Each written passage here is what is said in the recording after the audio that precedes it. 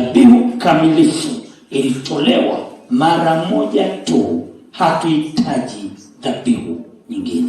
Ndugu zangu, sisi tuliokoka hatuna kitu kingine cha kutoa dhabihu ya kuteketeza, ya kuchinja, kama ambavyo wenzetu katika Agano la Kale walipaswa kuleta mafahari, ama kwa lugha nyingine nyepesi walipaswa kuleta vitu kama mbuzi, ng'ombe, kondoo, ngamia walionona, ili wapeleke mbele za Bwana kwa kila mwaka mara moja, ili wakasamehewe dhambi zao.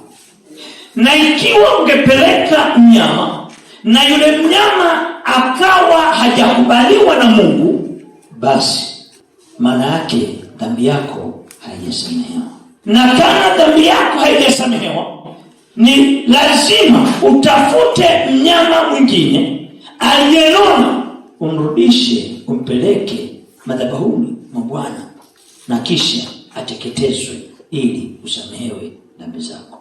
Maana yake nini? Kama huna uwezo, kama huna mnyama wa kutoa, kama huna sadaka ya kutoa, ulikuwa haustahili mbele za Mungu. Leo ninachokieleza ni dhabihu iliyo kamili.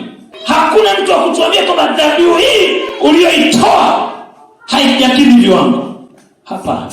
Zamani dhabihu ungepeleka, unaambiwa haijakidhi kiwango. Ila sadaka yetu ambayo ni kamilifu, ambayo ni Yesu Kristo alikubali kufa msalabani, akatoa damu yake, akamwaga damu yake ili tupate ondoleo la dhambi. Na kwa maana hiyo sisi tumesamehewa.